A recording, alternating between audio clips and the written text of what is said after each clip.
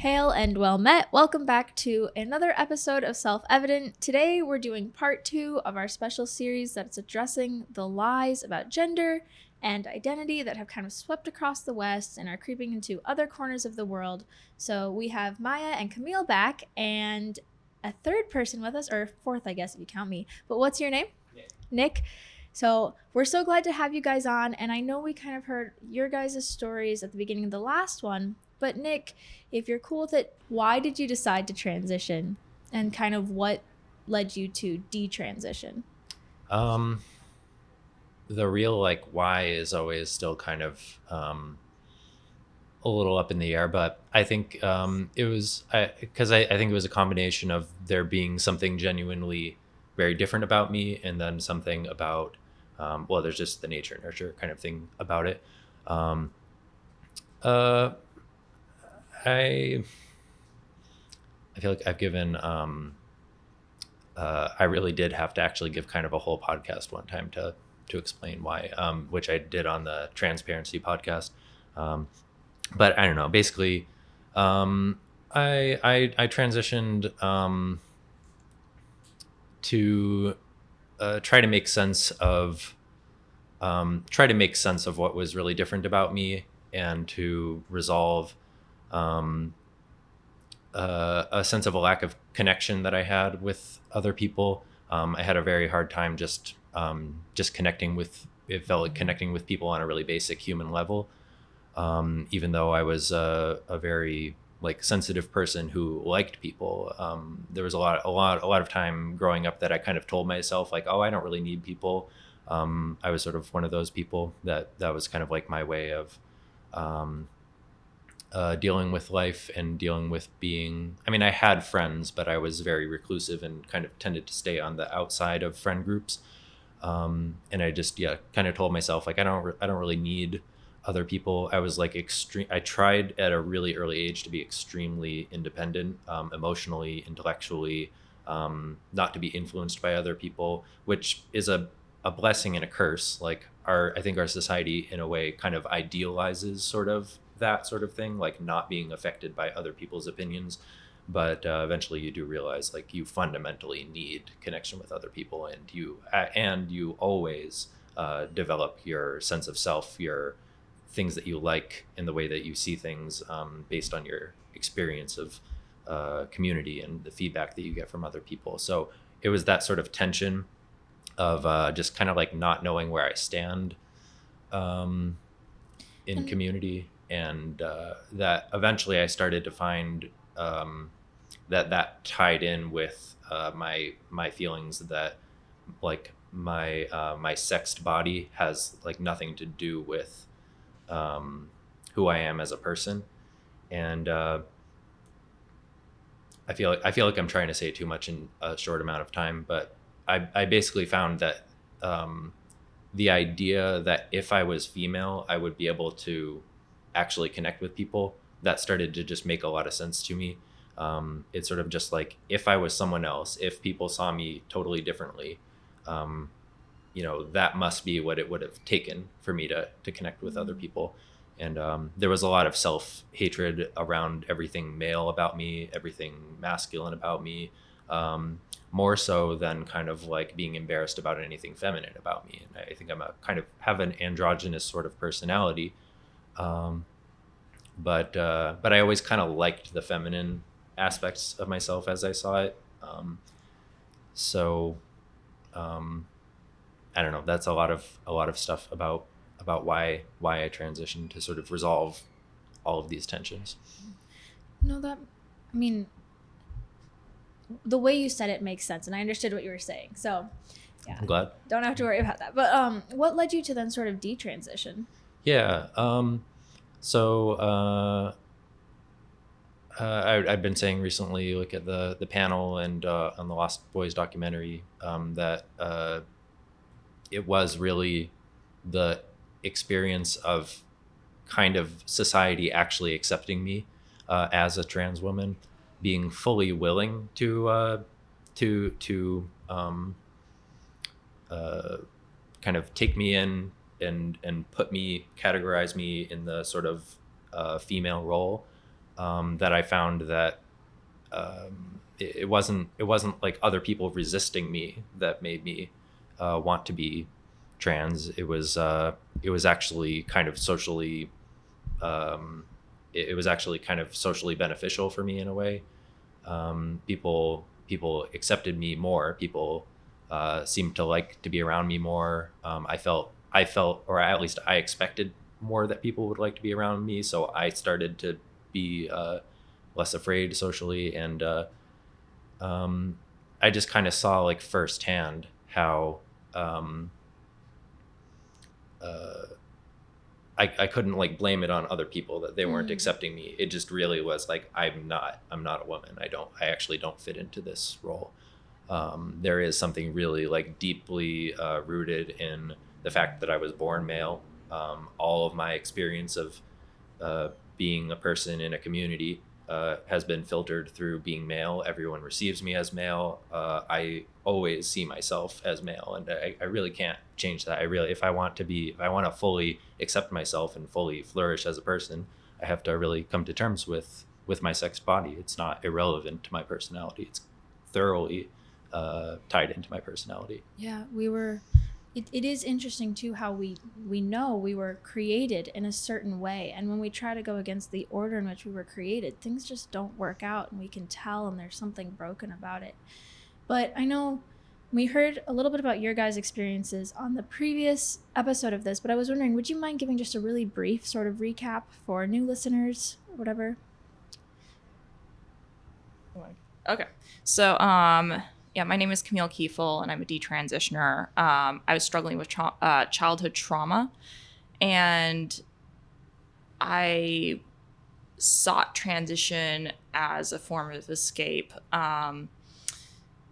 And I was also dissociative, so I was disconnected from my body since I was 18. And then when I was 30, I transitioned because I had done about 20 years of traditional mental health therapy. Wasn't getting any reprieve from that. I had done 2 rounds of transcranial magnetic stimulation therapy, which is a treatment reserved for treatment-resistant depression. And I didn't respond well to medications. So I was at the end of my rope, and they transitioned me to a non-binary sex, which doesn't exist in nature, which is surreal. And then after the surgery, the top surgery, I ended up developing complications. So my doctors took me seriously at first until they thought I had psychosomatic fever. And then their attitude changed quite a bit. And I remember I was taking, even though I was trying everything, like they told me to take sertraline, and my doctor, I came in one day, I'm like, I have these bumps on my arms. I think I have a rash. And he's like, yes, I do think you have a systemic rash, but I need you to continue taking the medication. So it was just, I received very poor care afterwards, even though I hadn't detransitioned at that point. I know many detransitioners, they detransition and then they receive poor care, but I know what it's like when you're struggling with severe mental illness and doctors treat you very poorly. And then it was pretty much, my doctor got frustrated. It's interesting looking up the doctor's note because you can tell he was frustrated that I wasn't seeing a therapist, but I'd done 20 years of it. So I knew that wasn't the answer. And so at that point, I took my health into my own hands because my doctors were not helping me at all. And then I saw Michaela Peterson, and she was on her carnivore diet. And I was like, wow, she seems really emotionally stable. And so I was a pescatarian. Only form meat I was getting was fish for over a decade. And I decided to add meat back into my diet. And I started feeling better. I started recovering. And then I did body work and manual therapy. And I started getting better. And then I also was a part of a hyperbaric oxygen therapy case study. I did 60 treatments, and I was documenting daily what my improvements are. My ADHD went from 72 points to 6. Oh, wow.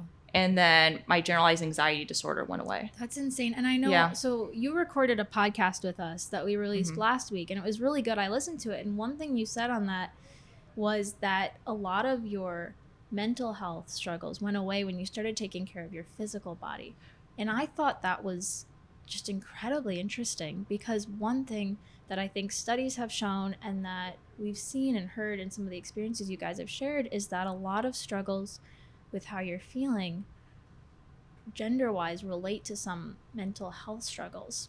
And so it's just neat to see how that quote, I think, just it encapsulates a lot about how to feel better. But yeah, it's so concerning because of the fact that, like, I'm president of Detrans Help, which is a nonprofit by detransitioners for detransitioners, and we had a young man reach out to us, and he's overweight, and he's struggling with suicidal ideation, and he wants to opt out of gender, and he wants nothing to do with sex. And the first thing the doctors are recommending to him is for him to transition.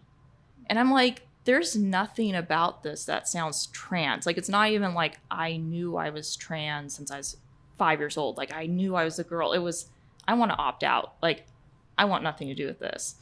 And so it's concerning because there's, in our medical system, there's such a lack of looking at underlying health issues that can be leading to a degradation in mental health.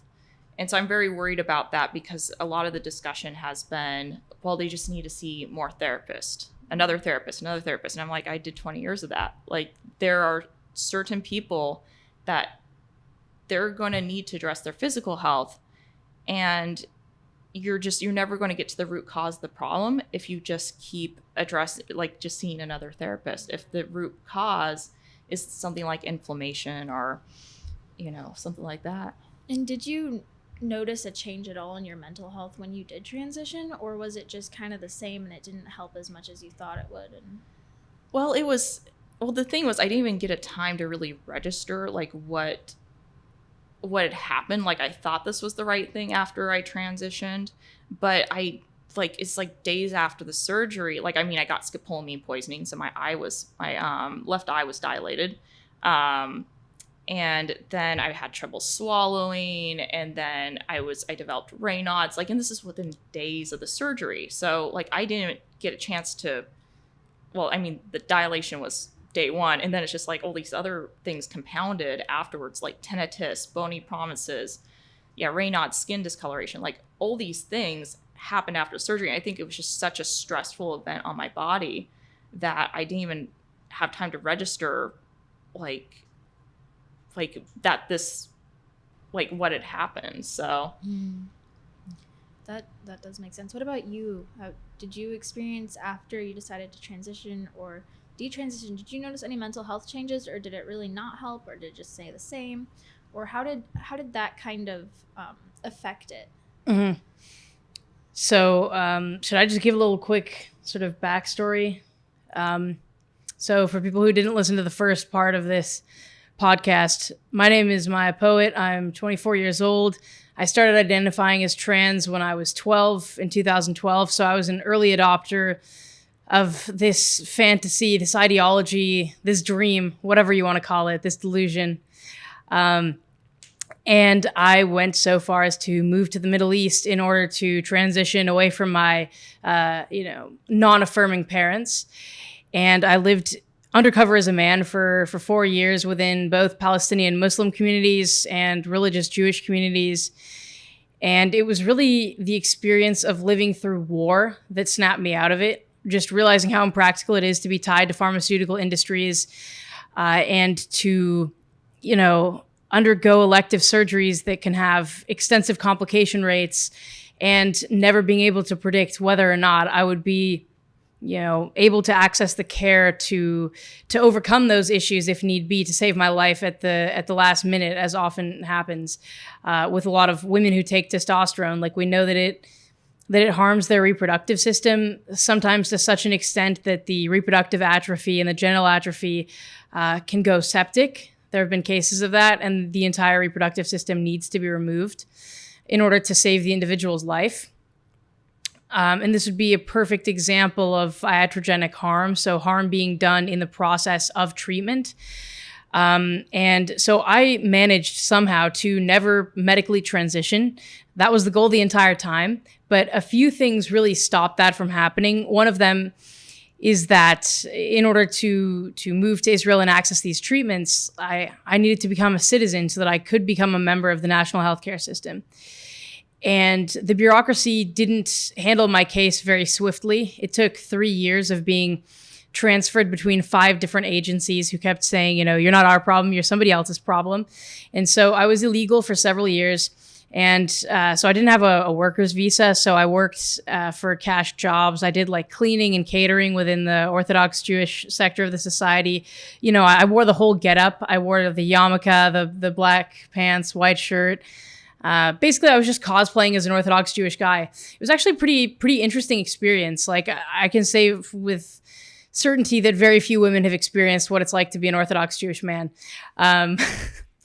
And so I didn't medically transition, but what I will say is that even just the social transition and the amount of interventions that you need to undertake in order to keep up the lie of a social transition that isn't medicalized is pretty astounding. Like the most probably pertinent one of these would be binding. So binders are basically these really tight compression garments that women and also men with gynecomastia, but mostly in this case, we're talking about women who have normal, healthy breast tissue who will squash it down with this compression garments in order for their chest to appear more masculinized. And any of these companies that sell binders will tell you that, you should wear it maximum 8 hours a day. However, from the moment that you start binding, at least in my case, it was addictive. Binding is like a sweet poison.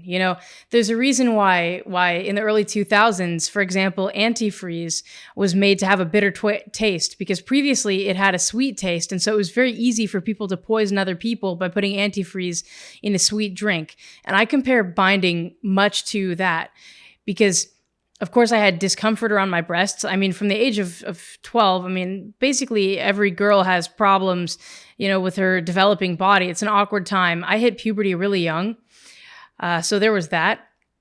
And rather than overcoming that distress with time and with experience in the way that most people have to overcome distress, instead, I basically just put all of my distress at that time in a time capsule, locked it away, and didn't have to encounter it until, of course, I had made the decision to detransition because of the fact that I basically thought, I don't need to overcome, the discomfort I have around my breasts because someday I'll remove them. And so, I built my entire sense of self on a set of false premises, on a bunch of lies. The most fundamental of which is that, because I like to wear, vests and bow ties, and the more fashionable end of the men's section, and that because I love women, that means that somehow my female body is wrong, and that my healthy female body existing in its natural state is existing in a state of pathology, and that this, pathology of being female is something that I ought to rectify with experimental and dangerous interventions that I can do as soon as I'm financially independent of my parents. That's the way that I viewed my entire situation. I saw my highly analytical nature, the same-sex attraction, and just a bunch of other things about myself as being more evidence for the fact that I should have been born male. And the interventions that I undertook to align this unprovable gendered soul with my body were definitely astounding. The binding for, because I was living as a guy and because it would have been dangerous for the people around me to figure out the truth, that what I actually was just a lesbian, and, meaning a woman, especially a masculine woman. People in traditional cultures don't react very fondly to that fact. And so in Israel, I was a peace activist. I did a lot of work with Arabs and Jews. And I would do peace events in Bedouin villages. And Bedouins are nomadic Arabs who have kind of encampments, and they travel from one to the other. And so I had to sleep in the binder in order to maintain the illusion that what I actually was a man. And that's extremely dangerous because you're not just compressing your breast tissue, which already has like glands in it that need to not be compressed, but like it also compresses your ribs. Like my breathing patterns have changed totally just from binding for like 7 years, from squashing my chest for 7 years. And fundamentally, people act like social transition is harmless, but that's not true. It's actually a very powerful psychosocial intervention that you do sometimes, even before you intervene with like hormones and surgeries, using binding or tucking. These are interventions that harm the natural movement of your body, whether it's your breasts or your genitals. And fundamentally, I never had to map, like in the mapping of my body, because I was like squashing my chest for so many years, I didn't ever like include my breasts in the psychological mapping of my own body. So of course it made it much easier to think, oh, I can just get rid of this because I didn't have to look at it all day. And all of this distress that I was like dealing with ever since I was 12, I'm now having to deal with it as someone, in her early to mid 20s, instead of having to deal with it as a 12 and 13-year-old. And so I would say that is probably the most harmful aspect of this entire ideology, is simply the fact, especially when you get into it so young and you intertwine you're developing your burgeoning sense of self with a bunch of false premises and lies, it becomes psychologically catastrophic. And that happens even before you intervene hormonally or surgically. Would you say that you were influenced at all to kind of thinking that, oh, becoming a guy will make me feel better? Was there anything that sort of brought that idea to you or influenced you in that direction, like social media or entertainment or people or... Yeah, so I would say that people influenced me, but probably not in the way you're thinking. For me, what it really came down to is that I started to, experience crushes on girls, and I didn't know what crushes were because I come from a very intellectual family and we don't talk about emotions.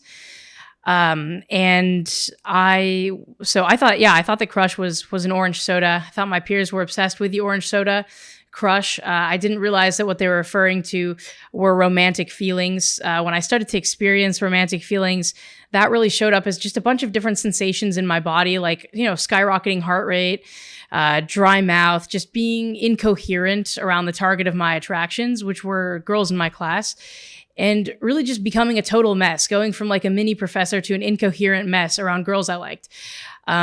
And I didn't know what that was. So I went on the internet and I went on WebMD and I typed in my symptoms, and the results showed that I had, any of 3 possible neurodegenerative diseases that all had fatal outcomes. Right, exactly. And, and at the same time, I was developing my sense of style, and I really, for some reason, was just drawn to vests and bow ties, like not even average men's clothing. Like men don't really wear that type of stuff these days. I'm kind of a quirky person and I have an interesting sense of style. But the message I got from adults in my life was that, women who dress in men's clothing, even and have like these very types of, extremely quirky styles, that is disgusting, that is unsightly to look at. And so at that moment, I had seen around me older men who were doing what was called sex changes. Like that was a concept I was aware of even as early as 2008, 2009, when I was like 8, 9 years old. I'd heard about it on the radio. I grew up in a progressive city, so I saw it. And I actively, I didn't know whether it was possible for women to do these sex changes as well. And I actively sought it out on the internet because I was like a little medical researcher as a kid. I mean, I read medical journals and parenting books for fun, starting at the age of 8 and 9. So I'm very research oriented. And for me, it was really the influences in my environment that made me feel so much shame for wanting to wear like vests and bow ties and have like snazzy short haircuts.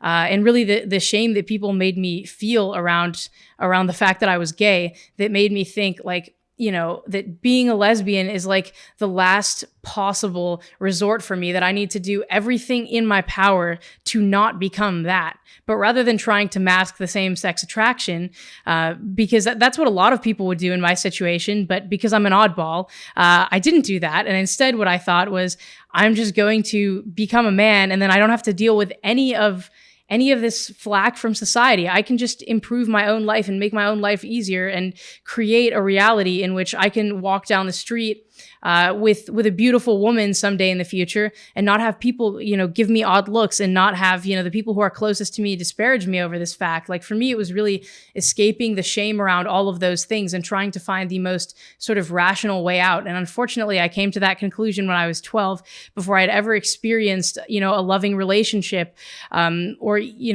anything of that nature, which is why a lot of kids who are likely to grow up to be gay, who get into this, people like Jazz Jennings, right? Like these feminine little boys, the reason why a lot of these kids who struggle with gender dysphoria pre-puberty desist, something like 60 to 90% of them, is because puberty solves their issue, specifically in the way that they have a sexual awakening. They realize whether they're, straight, gay, or bisexual, and they kind of understand themselves a little bit better. And then instead of attributing their nonconformity to having, to having like a female or male soul inside of an opposite sex body, they attribute it to what's actually going on with them, with a more adult outlook on it. So it kind of becomes a way to reconcile, figure out how they're feeling, trying to avoid some of those negative feelings. To rationalize. What about you guys? So how have you seen influences, or what influenced you what led you to think that, okay, yes, this must be my option? And I know you were talking about therapy, but was there anything else, or the lack of therapy helping, I guess? Yeah. Did you want to go first? Well, yeah. I wasn't really part of some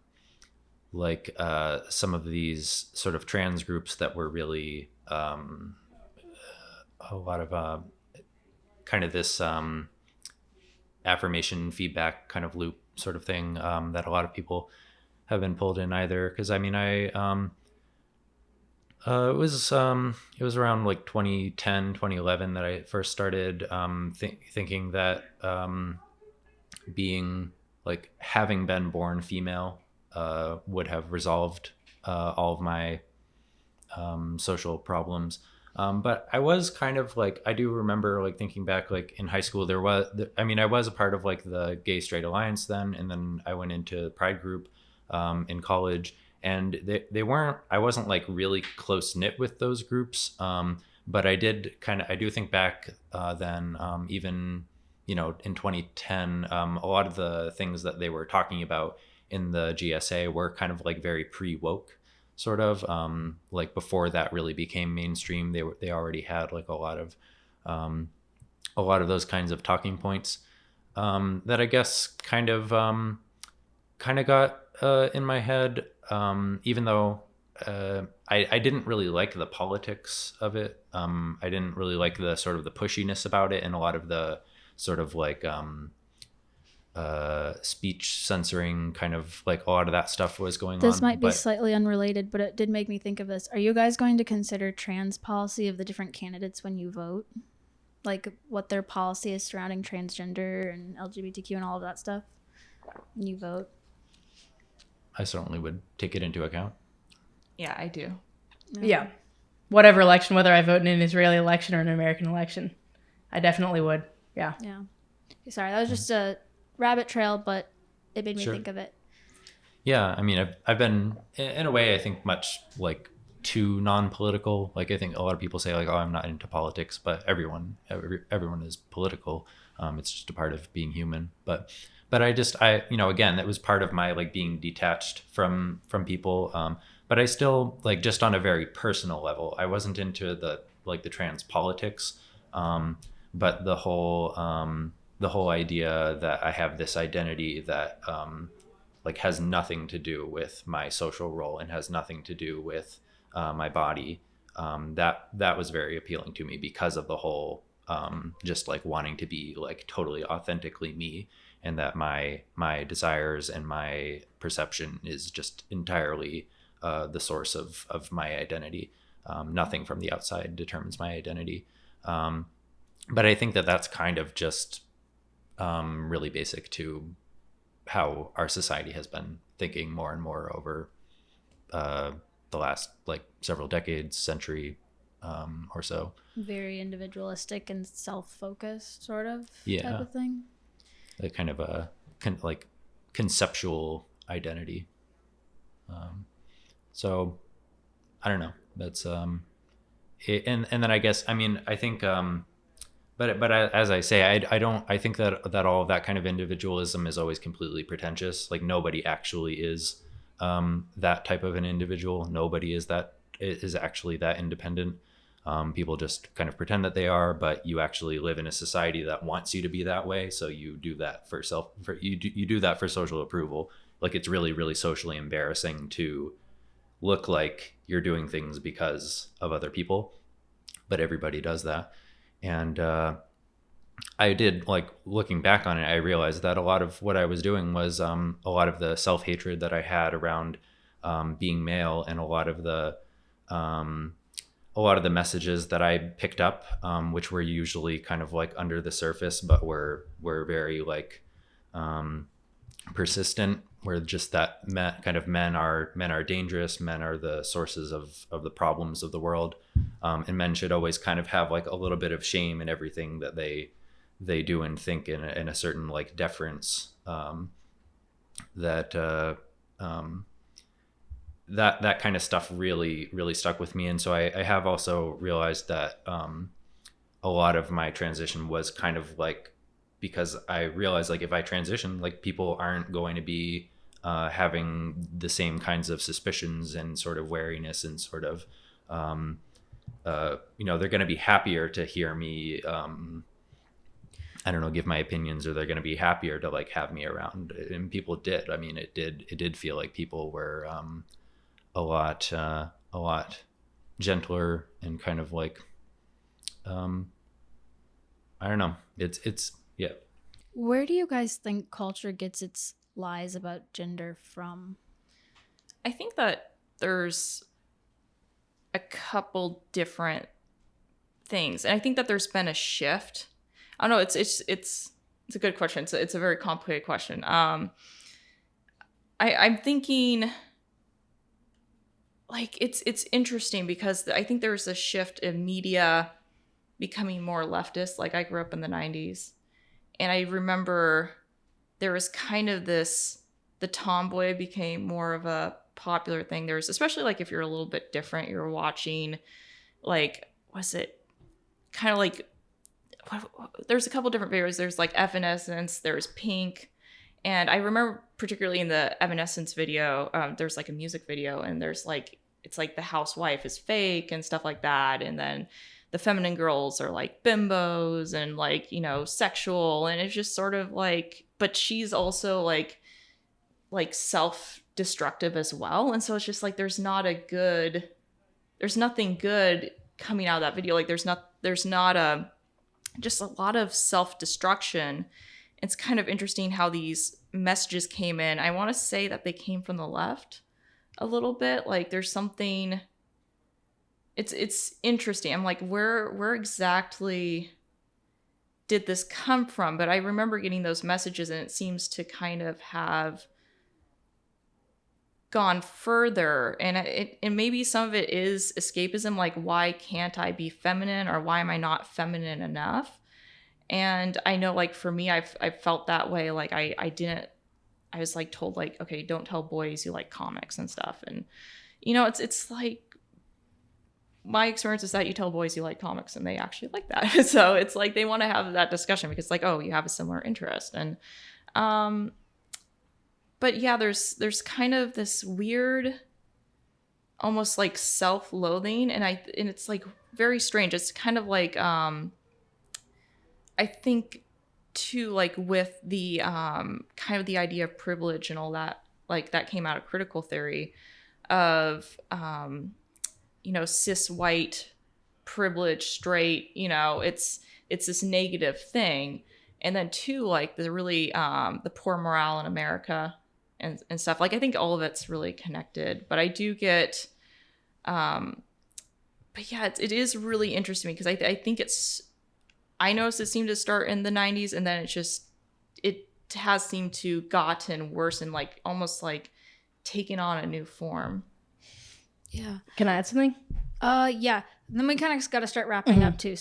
So I think that, like, if we're referring to gender lies as like the modern iteration of the transgender movement and gender ideology, so I think that when we reduce it to its fundamental core, it's really like societies throughout time have had to figure out like how to rationalize nonconformity. I mean, people are inherently tribal creatures. As much as we don't like to think of ourselves as tribal creatures, we're always establishing, in and out groups, drawing the boundaries around who's a member of the in group, what is acceptable deviation versus unacceptable deviation. And this principle has caused, this is the principle behind why there are things like religious schisms, why there are why there are cultural disputes and tribal disputes. And fundamentally, like this gender, this transgender phenomenon, I think we can really trace it back to the Netherlands. I mean, all of these treatments were pioneered in the Netherlands, and it was actually done under a Christian philosophy. It was done in a Christian hospital, and the philosophy, the way in which they interpreted Christianity in order to justify these treatments is that, because Christianity believes in the soul, these doctors basically combined religion and science in a really peculiar way that hadn't really been done before, to my knowledge, which was just, they basically accepted that, these people have this their soul is right? They have a female soul or a male soul in an opposite sex body. And that if the soul is causing the patient to suffer to such an extent, well, you can't change the soul. So what do? You change the body. Like religion in general, there's this kind of I think what these doctors were doing was basically making an entire theory upon which they, used to justify these treatments. And the theory was premised upon the idea that there's something wrong with the carnal desires and the flesh in and of itself, and that the soul is pure and the soul needs to be elevated. So that was interesting to me, because it sounds like they took, because biblical doctrine does talk about there being something fundamentally wrong with all of us, but it doesn't lift the soul up as being pure, because we understand that the world's broken. There's sin everywhere. There's fallenness. There's wrong things. And it's not, we can't do anything to make that better. We rely totally on the sacrifice of God's Son, who came and took that on himself to die and then come back and take that off of us. And so it's interesting, because to me it sounds like those doctors didn't necessarily understand scripture or what the Bible is saying, or I mean, they had a certain philosophy. They weren't theologians, and of course, like within every religion there are people who believe different things, and like that's the beauty of pluralism. I mean, people can take the same document and interpret it a ton of different ways, and who is to really say whose interpretation is the most accurate, right? You just have a bunch of opinions, and if you want your opinion to be the predominant opinion, you have to convince other people of the fact that your opinion is the predominant opinion. And these doctors, that's what they did. So they basically were able to, all of their studies were based off of extremely flawed methodology. Like if you read, the original Dutch studies and the Dutch protocol, I mean, it was just really shoddy science. And the way I see all of this gender medicine is that it's just shoddy science that is being done upon a list of assumptions, a bunch of assumptions about what gender dysphoria is, and not taking into account all of the different subgroups of people who are afflicted with this condition, including the new cohorts of like teenage girls who didn't used to be present. And so what I think we're seeing with like how these gender lies spread is that, you have like the queer theory, right? Like what Camille was talking about. You have different ways of like rationalizing the world and different philosophies. And that's not inherently harmful. Like, yeah, there are bad ideas, but not all bad ideas are harmful, even though, the woke brigade might like to convince us of that, while peddling their own wrong ideas, of course. But that's not necessarily true. What makes this dangerous, however, is that this philosophy is being pushed not only as a philosophy, but as a sort of guidebook with medical interventions that don't have any evidence base underpinning them, where it's totally reliant on like qualitative self-report about regret or no regret, where there's really like horrible patient follow-up, because people who are harmed by these gender doctors don't go back to their doctors. Why would they go back to their doctors? They're lost by the system. Nobody follows up with them. And so I think that what I really hope happens when we take down the scandal of gender medicine that is like infiltrated really every single Western institution is that as a society, we redefine our notion of in and out groups and like acceptable versus unacceptable deviance. Like, I hope that our society grows to accept harmless nonconformity instead of endlessly pathologizing it. That's interesting. And I don't know if you've heard of Allie Beth Stuckey, but she was also talking about the origins of some of this transgender theory. And she was talking about, I haven't heard the thing about it, the Netherlands, but she was talking about it starting in a, a college professor who I think was from the US and did some really, really horrible experiments on John Money. Yes, him. And that's kind of how it got started in the US. But yeah, so I don't know. There's a lot of really sketchy, awful, just horrible stuff that goes on in the way some of the science about it was done. And it's really awful. But thank you guys so much for coming on. We appreciate what you have to say. So, Thank you. And now, without further ado, let us firmly rely on the protection of divine providence. And this is self-evident.